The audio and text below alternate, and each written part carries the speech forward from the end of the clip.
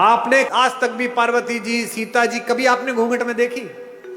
1000 साल 1500 साल पुरानी मूर्तियां ले आओ, सामान्य रूप से एक साड़ी पहन रखी है, कंचुकी पहन रखा है, नीचे पहन रखा है और आभूषण पहन रखे हैं, और हमारी माता तैयार है। दुनिया की सबसे शक्तिशाली महिला अवधारणा हमारे यहां। जब विश्वामित्र लेकर गए जनकपुरी में तो धनुष तोड़ दिया। धनुष तोड़ने के बाद जनक ने कहा कि विवाह कर लो। तो राम ने कहा कि विवाह नहीं कर पाऊंगा। बोले क्यों? बोले पिता से आज्ञा ही नहीं ली। तो विश्वामित्र ने कहा कि तुम्हारे खानदान में तो 3-4 शादियां होती हैं, एक शादी यहां कर लो, अगली शादी पिताजी के कहने से कर लेना। इस परिवार में राम पहले व्यक्ति है, इसीलिए मर्यादा पुरुषोत्तम है। उन्होंने ये मर्यादा दी। उन्होंने कहा अपने भाई से, लक्ष्मण से, रात्रि में कि लक्ष्मण, मैं विवाह करूंगा तो एक करूंगा, क्योंकि मैं तो था नहीं, लेकिन एक क्षत्र इस अंतःपुर पर, इस रनिवास पर राज करती हुई मेरी मां कौशल्या के सामने जब दूसरी मां आई होंगी तो निश्चित रूप से मां को थोड़ा कष्ट तो हुआ होगा, और इन दोनों माओं के सम्मुख जब तीसरी मां आई होगी तो इन दोनों माओं को कष्ट हुआ होगा। तो आज के बाद से मैं मर्यादा स्थापित करूंगा कि विवाह करूंगा तो एक करूंगा। लक्ष्मण कहते हैं अपना धनुष उनके चरणों में रखकर कि भैया अगर आप ये मर्यादा पालन करते हैं तो मैं भी आज एक प्रण लेता हूं कि चाहे कुछ हो जाए मैं आपके चरणों को छोड़कर कहीं नहीं जाऊंगा, मैं आपकी परछाई की तरह आपके पीछे पीछे चलूंगा। उर्मिला है जो पति के साथ नहीं गई है, रह गई है। मांडवी है, रात में जिस दिन भरत लौट आए हैं, पूरा घर लौट के थक के सो रहा है, कौशल्या को नींद नहीं आ रही, क्योंकि जिस बेटे से इतना प्यार करती है उसे जंगल में देखकर लौटी है। और जंगल में भी कैसा देखा है, पैर में इतनी इतनी बड़ी बिवाई है, जिन केशों से कंधा ढका रहता था, जो जुल्फें उड़ती रहती थी, वो केश लटिया गए हैं। उस जटा को बांध के जूड़ा बना लिया है राम ने।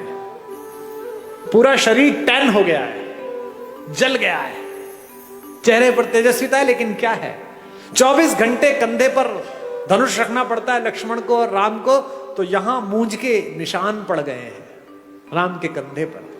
बेटे को इस सांसारिक कष्ट में देखकर बेचैन है कौशल्या, सो नहीं पा रही हैं, क्योंकि माएं ही हैं जो एक कष्ट पहचान लेती हैं। गूगल आर्टिफिशियल इंटेलिजेंस बना रहा है, आईफोन आजकल आपकी बात समझ लेता है। एक चीज पसंद कर दो, कोई साड़ी, कोई टेबल, कोई फोन, 71 विज्ञापन आ जाते हैं। किसी शहर में कमरा ढूंढ लो, 50 विज्ञापन आ जाते हैं। किसी दोस्त को लिख के भेज दो कि okay I am coming, just prepare a wonderful coffee, तो जिस शहर में उतरो कॉफी का ऐड आ जाता है कि बगल में है, पी ले जाके। इसे आर्टिफिशियल इंटेलिजेंस कहते हैं। दुनिया का सबसे बड़ा आर्टिफिशियल इंटेलिजेंस मां में बनाया गया है। आप खाना खाने बैठते हैं, आप कुछ बोलते नहीं हैं, पहला कौर अंदर जाता है मुंह में, और मां नमक की शीशी आगे कर देती है देख के कि नमक शायद कम पड़ा है, इसे पसंद नहीं है। इसे आर्टिफिशियल इंटेलिजेंस। तो कौशल्या जगी हुई है। कौशल्या देखती है कि ऊपर रनिवास में कोई लड़की घूम रही है। कहती कौन है इस समय जो हमारे एनक्रोचमेंट में हमारी जगह पर घूम रही है, दासी तो हो नहीं सकती। ऊपर जाती है तो देखती है मांडवी घूम रही है, भरत की पत्नी। मांडवी पैर छूती है, मां आप सोई नहीं? तो कहती है बेटा नींद नहीं आई। तू क्यों जागी हुई है? भरत के पास जा। मांडवी कहती है कि मां शायद आपको पता नहीं, आप कक्ष में थी, वो तो यहां नहीं है। कहां गया? उन्होंने कहा कि जब तक राम जंगल में रहेंगे मैं राजधानी में नहीं रहूंगा, मैं अयोध्या के ठीक बाहर नंदीग्राम में कुटिया बना के रहूंगा। राम नीचे सोते हैं, मैं नीचे सोऊंगा। वो वलकल पहनते, मैं वलकल पहनूंगा।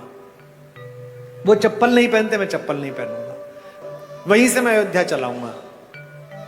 कहां? तो दिखाती है कि मां वो देखो दूर जो कुटिया बनी हुई है, वो कुटिया बनाई है। तू क्यों नहीं गई बेटा? मांडवी कहती है, मां मैंने तो कहा था जंगल में आपको जरूरत पड़ेगी मैं आपके साथ चलती हूं। देखिए कैसा भरत है। उन्होंने मुझसे कहा कि नहीं, भाभी जंगल चली गई है, तीनों माएं अकेली हैं, ऐसे में बड़ी बहू तू है, तेरा घर पर रहना जरूरी है तीनों माओं की सेवा के लिए। ऐसी मांडवी है, ऐसा भरत। फिर मांडवी से कहती है, अच्छा कोई बात नहीं, तू सो जा। बोले नहीं, अभी मां उनकी झोपड़ी में दीपक जल रहा है, यानी वो काम कर रहे हैं, जब तक वो जागेंगे तब तक तो मुझे जागना पड़ेगा। लोग हमसे कहते हैं कि ये वुमेन एम्पावरमेंट के खिलाफ है। तुमसे कभी कोई कहता मिले कि हिंदुस्तान वुमेन एम्पावरमेंट के खिलाफ था तो इन्हें सदा बताना। आज से 1000 साल पुरानी कोई मूर्ति निकाल के ले आओ हिंदू देवी देवताओं की, सब में उनकी पत्नियां उनके बगल में खड़ी हुई हैं। ऐसा कोई देवता नहीं मिलेगा जो अपनी पत्नी के बिना खड़ा। हिंदुस्तान के देवताओं के नाम क्या है? भारत के देवताओं के क्या नाम है? सीता राम। कभी सुना राम सीता? आपने कभी सुना राम सीता का मंदिर है? सीताराम का मंदिर है। आगे राधा कृष्ण। आपने सुना वृंदावन में कृष्ण राधा का मंदिर? नहीं, राधा कृष्ण। हमारे सारे देवी देवताओं में पहले पत्नी का नाम है नमः पार्वती पतये। पार्वती पति को प्रणाम है। हमारे यहां पहले देवियों के स्थान है, बाद में देवता आते हैं। दुनिया की पहली जज भारत की महिला हुई। जब आद्य शंकराचार्य ने आचार्य मंडन मिश्र के साथ शास्त्रार्थ किया तो यह तय हुआ कि एक जज बिठाया जाए। जज कौन बैठे? तो मंडन मिश्र की पत्नी देवी भारती बैठी, जो कहते हैं वुमेन एम्पावरमेंट। और ये जो घूंघट है ये भी भारत में नहीं था। ये तो जब इन्वेजन आया तब उन आतंकवादियों से बचाने के लिए कहा गया महिलाएं घूंघट कर लें ताकि ये लूटमार ना कर पाए ज्यादा। आपने आज तक भी पार्वती जी, सीता जी कभी आपने घूंघट में देखी? 1000 साल 1500 साल पुरानी मूर्तियां ले आओ, सामान्य रूप से एक साड़ी पहन रखी है, कंचुकी पहन रखा है, नीचे पहन रखा है और आभूषण पहन रखे, और हमारी माता तैयार है। दुनिया की सबसे शक्तिशाली महिला अवधारणा हमारे यहां। रावण अपने महल में आकर बहुत रोता है, जोर जोर से रोता है। मंदोदरी ने पूछा कि क्यों रोते हो? अब तो उठा लाए उसे। बोले उठाकर भी बेकार, वो मुझसे प्रेम की दृष्टि ही नहीं डालती मुझे। पत्नियां कैसी भी हो, पति का दुख नहीं सह पाती। और मंदोदरी तो पंचकन्याओं में से एक पूजित है, हमारी माता। माता मंदोदरी ने कहा कि अच्छा बात तो दुष्टतापूर्ण है, पर तुम्हें कष्ट ना हो इसके लिए तुम्हें एक सलाह दे रही हूं। तुम तो मायावी हो, एक काम करो, कल राम का रूप बना के उसके सामने जाना, वो राम समझ के तुम्हें प्रेम कर लेगी। इस पर रावण और फूट फूट कर रोने लगा। उसने कहा अब क्या हुआ? बोले ये प्रयास 4-5 बार कर चुका हूं, पर जैसे ही राम का रूप धारण करता हूं मुझे तुम्हारे अतिरिक्त दुनिया की प्रत्येक स्त्री अपनी बहन दिखाई नहीं देने लगती है, अपनी मां दिखाई देती है। तो राम कैसे नजर आते हैं अगर आपकी दृष्टि में उतरते हैं? उनके चरणों में ही सुख के चारों धाम नजर आते हैं।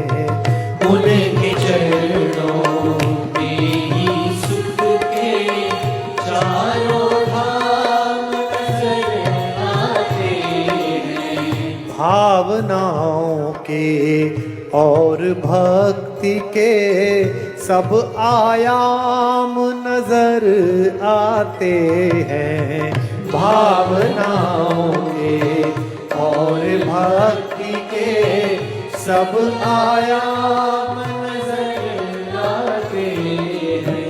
मन के चित्रकूट से लेकर आशाओं की अवधपुरी तक, मन के चित्रकूट से लेकर आशाओं की अवधपुरी तक, जिधर नजर जाती है मुझको, जिधर नजर जाती है मुझको, केवल राम नजर आते हैं। जिधर नजर जाती है मुझको, केवल राम नजर आते हैं। तुझ में राम नजर आते हैं। तुझ में राम नजर आते हैं, तुझ में